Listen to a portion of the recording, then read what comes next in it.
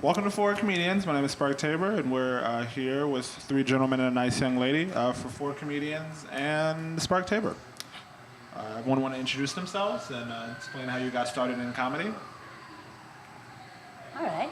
Well, I'm Annie Kalahurka, and I'm an actor by training, so comedy kind of became my favorite thing. I started doing sketch comedy in college, and I've done a little bit of that throughout the year, and really into musical comedy as well. And I'm an amateur rap star, you know, just whatever. And started doing stand-up about a year ago. Dabbled in that a little bit. So. My name's Vincent Holiday. I honestly have been doing comedy probably since I crawled out of the womb. Just doing funny sketches and videos and stuff in high school. Got involved with theater in high school and college. Did some weird avant-garde performance art, and then about 4 years ago, saw Ryan Singer record his CD, and thought, I can do that. And I've been trying ever since. I'm Alex. Good start. I just spit everywhere. I feel good. I got started in comedy. They needed a headliner at the Apollo one night, and so I hopped on. No, I wanted to do it through high school. Friends kept saying, try it, try it. So I sat down with my mom and Googled comedy clubs in Ohio. Go Bananas popped up. And they had their funniest person in Cincinnati contest. Signed up, and that was it. Hi, I'm like Cody, eater of worlds. I never really wanted to do. I love comedy very, very much. I grew up listening to Bill Cosby albums, and I always liked Chris Rock when I was in high school and college. But I never really thought about doing it. I moved to Cincinnati after college to go to professional wrestling training school to be a wrestling manager, and it didn't work out for a multitude of reasons. And then I found myself an office job. I got bored, and I needed just some form of creative expression. And I just found a stand-up comedy class. Listened in the old city beat. I took it and been doing it ever since then. Cincinnati is a very talented city. All of us are from here, spend a lot of time here. Who is a comedian in Cincinnati or recently in Cincinnati that you guys look forward to watching? I like watching people grow. That's one of my favorite things. So like every time I see Roos Harstell, he's always got so much new stuff. He's got a very distinct voice. And it feels like he always grows every time I see him. He does such great stuff. He can pull off things that most other people can't. And anytime I ever get the chance to see him perform, I know he's gonna pull something out that's gonna make me really laugh hard. And he's just a cool guy too. So he's probably one of my guys. I like watching Mike Cronin. I feel like that's too easy. He's a great comedian that lives here. He's always fun, just goofy, silly guy. New people that I like watching. I like watching you, Spark. That's not just because you're sitting here. But I don't know where to look while I'm doing all of this. I don't either, actually. This is my show. I'm like, I don't know.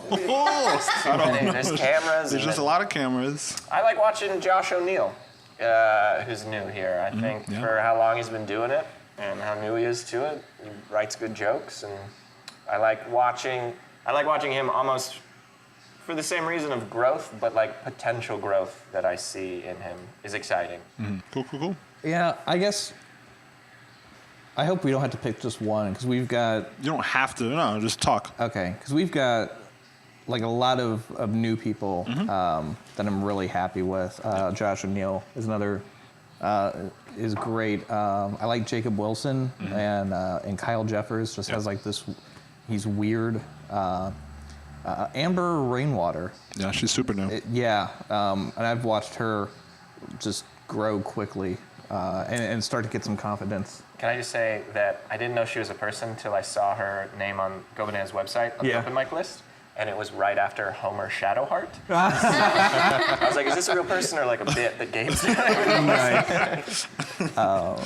Yeah, so I mean, I think we've got like a lot of really good new talented people in the Cincinnati scene, and then John Schreck's just my favorite little pet. Yeah. I've loved watching him grow and just go up on stage now and kill it. I guess I'll piggyback. Like I like Cronin, and I like You have to pick someone new too. I like Conan. And John Schreck's great, and I like Carl Spaeth a lot. I think there it is. He's dry and just he's fun. He's funny. He's so real and so himself. refreshing to watch. I like Gabe, Kia, and yeah.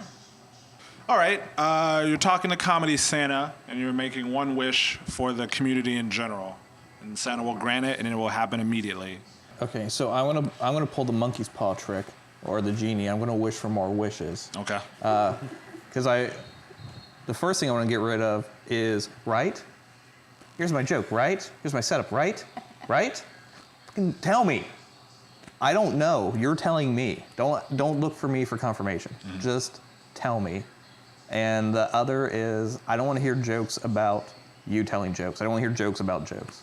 I'll be like, so I told a joke one time in Madison, Wisconsin, and this lady was like, how about you just tell the joke from Madison, Wisconsin? I don't want to know your stories about like I'm a comic and I don't want to hear you gripe about work. I'm sure all these other people who aren't comics probably don't give a crap about you and how hard your life is. They don't get up there and be like, oh man, so I was doing a VLOOKUP in Excel and I forgot that the range had to have a colon in it and didn't put the exclamation mark on the sheet. And like, no, I don't care. I want Comedy Santa to do away with, and this isn't bitter or anything like that, I always get bothered when I see people who get opportunities because they look the part as opposed to being deserving of the opportunity. Like, I don't know, I've seen situations where like there have been like showcases or things like that, and like the most physically put together person, the most attractive person isn't always the most talented person, and they get something over someone, I'm not saying like me or anybody I know, but like somebody who's more deserving of an opportunity. It goes to like the person who would look best on TV, and I think that's wrong. You know, you don't need.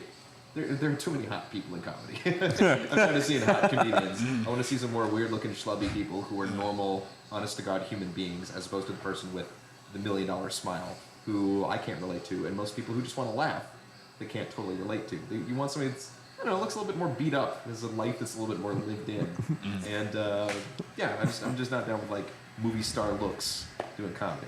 I feel like Santa gives stuff, doesn't take stuff away. So what I want to say, what I would like from Santa is to give all of the comedians in the world the flu. I feel like there's too many comedians. And that's what I would like to get rid of, some of the comedians. That's half jokey, half serious. There are so many comedians and only so many opportunities. So I would either like there to be more opportunities or a lot of comedians that get sick and die. I guess I don't know. I would like to see there be like a variety show going on the regs around here. That could showcase like comedians and all kinds of stuff. You know, sketch comedy, all kinds of comedy, burlesque, whatever, bands, music. The burlesque shows are so fun. Yeah. They are the most fun. Yeah, well, and I mean, I've seen a handful of burlesque, not a lot of it, but the best ones always have like a comic host, and that always adds something great to it. Sort of. Yeah, my first paid gig was The element of like sexy and funny just goes so well together. and their punny names Yeah. that they all have. Yeah. So that's what I best. would ask for from Comedy Santa. I'm going to switch away from comedy here, get a little bit more fun and free. I want you to tell me one thing that was wrong with the movie Avengers, Marvel's Avengers. Got this. You better not use mine. The lack of black people. Okay, yeah. Bunch of white. Yeah, I would like to think that Black Panther had applied to be an Avenger, and they just saw that the letter was from an African prince and filed it as spam. Yeah. Captain America was like, not my America, or something. Right, yeah. Probably. There are That's a few of fair. those jokes in there, right? Where doesn't he like give Sam Jackson his coat at one point in the movie? You know what I'm talking about? No. No. No. I'm gonna go back and rewatch this now. There's a couple times where it's like more, not to him being racist, but a reference that he is from the past. And like, I think there is a point where he like flips him his car keys or something. He's like, will you take care of this for me or something like that? You know what I'm talking about? There is the one, the look that Captain America gives him when Nick Fury is drinking from the water fountain. Yeah, stuff like, there's like a few of those in there, I feel like. Is it not in there? It's not in there. I don't- I just look like an idiot? I just look like an idiot. Show's over! I got to tap out because I haven't seen it. I'm sorry. Oh, that's why I chose it. I thought everyone had seen I'm it. sorry. All right. Terrible. During the battle scene, they're all talking to each other. Hey, I'm gonna go up there. None of them are wearing earpieces. They're just talking and hearing each other.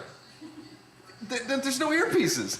What are they just? Hey, Hawkeye, like 3 blocks away. They're just talking to each other. Didn't that bother anybody else? Some of them. They're not wearing any earpieces. Some of them fly. But they're not wearing any earpieces. You know? None of them have supersonic hearing. That's true. Or Yeah. I don't know if that's what they need to have. I like Sonic burgers. Maybe they did, and Shield just made them like super nanotech. To Well, they should where... have here. Take these nanotech things. They're just like, hey, I'm gonna go do this, and they kind of pointed it. There's nothing in there. Like it's not the first time Why does this Whedon bother has. no one but me? There's nothing in their ears. Maybe they're like tiny. I don't know. I'm supposed to believe they're just there. Maybe all the black characters that got cut out of the movie. Have them out. Could it just be that Joss Whedon was a part of it? Like that's wrong enough for me. I thought he did a good job. You didn't think he did I a just good hate job? everything Joss Whedon does because every character is an extension of Joss Whedon. Like, oh, we're all smarmy, and then someone dies at the end that you really love. And like, All right, now I'm going to give you 2 characters, and you're going to tell me if they made a movie, what it would be called, and what it's about. Danny Glover and Baloo from the Jungle Book. I think it's going to be another buddy cop drama. Okay. Much like like Danny Glover, you know, Mel Gibson's moved on, but Danny Glover still hasn't retired yet. And the bear, so it's going to be Rookie Baloo. And Baloo's going to be, it's like Training Day. But what's it called? Rookie Baloo. Oh, it's Rookie Baloo. Okay. I think it's just going to be Lethal Weapon 5. I think that they're going to try and reboot that franchise, but for children. And Baloo, obviously, you know, children's movie star, and Danny Glover has braces. So it hits all the points. You know what I mean? Everything you need. Well, I think Danny Glover is a park ranger who's been demoted to sweeping up after the bears, and he's about 2 weeks away from retirement, and it's called I'm Getting Too Old for Bear Shit.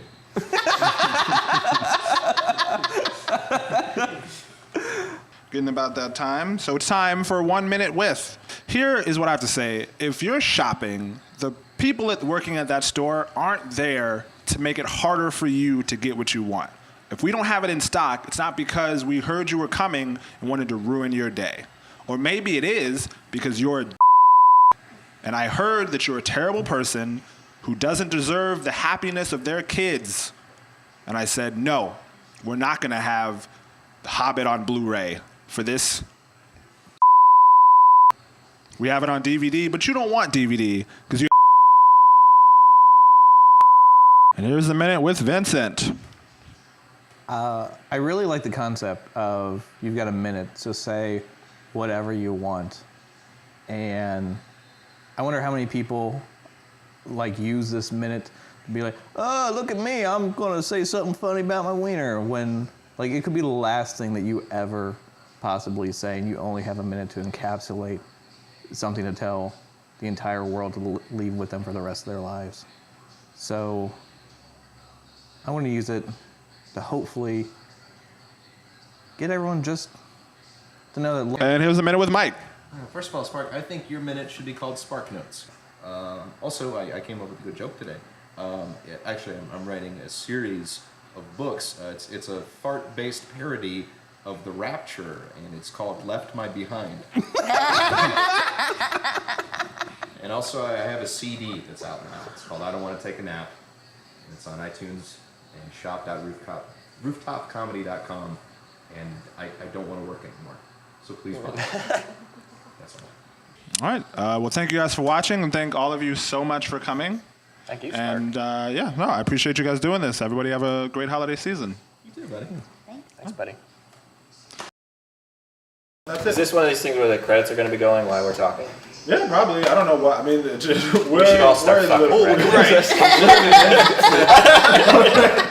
I was going to do the Whose Line Read the Credits game, but if you guys want to phone each other, all right. I don't know how this is going to go. This is very much up in the air. I don't know.